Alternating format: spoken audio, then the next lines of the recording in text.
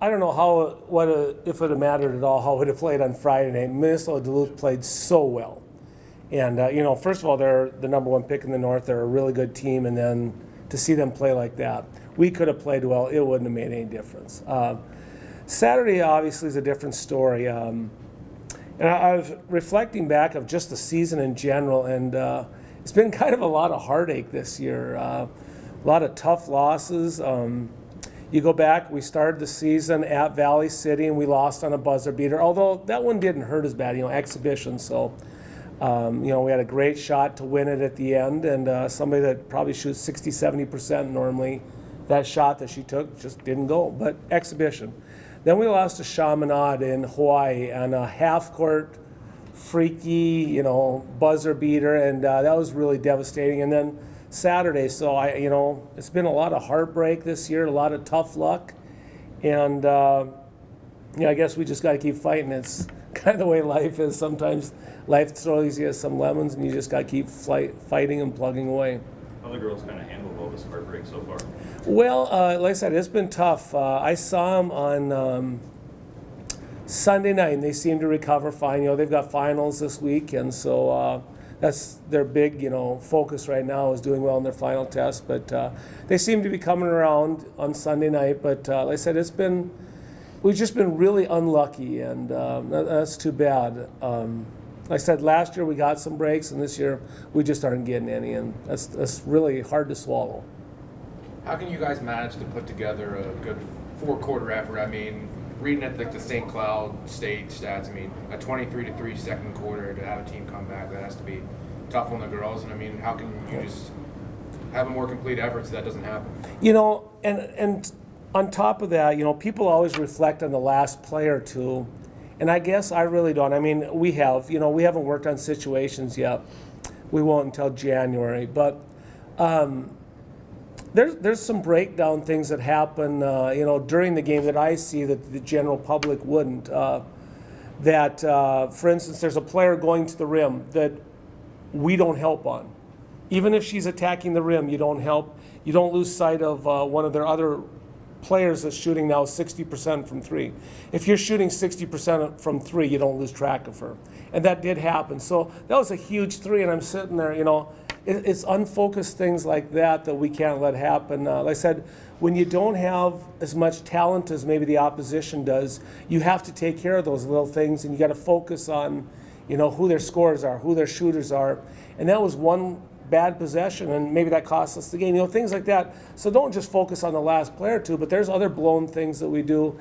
So we just got to continue to try to take care of those, what I'd call little things during the game, so maybe we don't present ourselves, with a last-second bummer again, so to speak.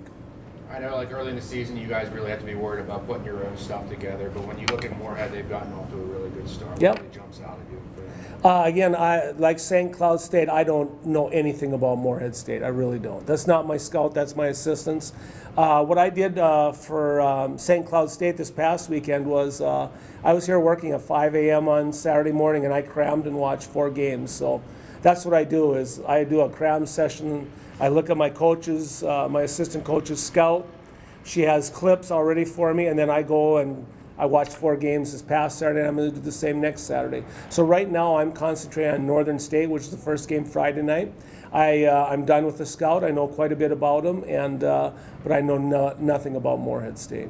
What have you seen from Northern? Northern, in the past what they've done is they run 100 sets. Every time down, they slow it down, and they run a different set. They've got a big, long playlist.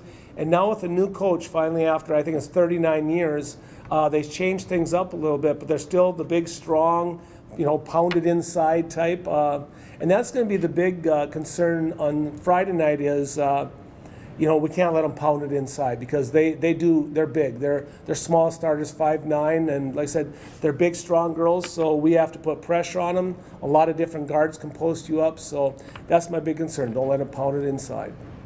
How was Haley sort of a bright spot for you guys against Duluth? Haley on Friday night? Yeah. Yeah. Haley had 2 nice games back-to-back. At Mary, she was 6 for 9 from the field, and then against Minnesota Duluth, she was 6 for 8.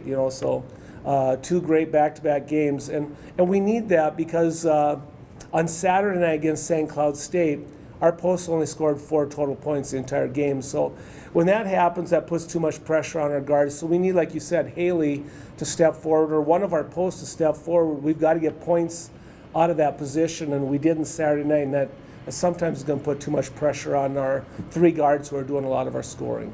How about the turnaround for Madison Well from Friday to Saturday? Yeah, from scoreless to, what was it, 19 and stuff. So, again, I'm not concerned about Maddie. Even though she went scoreless, I was not concerned about her because I know Maddie's got a scoring mentality. She's going to let her fly, and I like that. I want that on my players. So, and she's a senior. She's a 4-year starter. So, I wasn't concerned at all with the night she had the night before. I knew she'd come back, and if she has another tough night, I'm not worried. She'll bounce back. Just you mentioned lots of kind of heartache, some tough losses. Yep.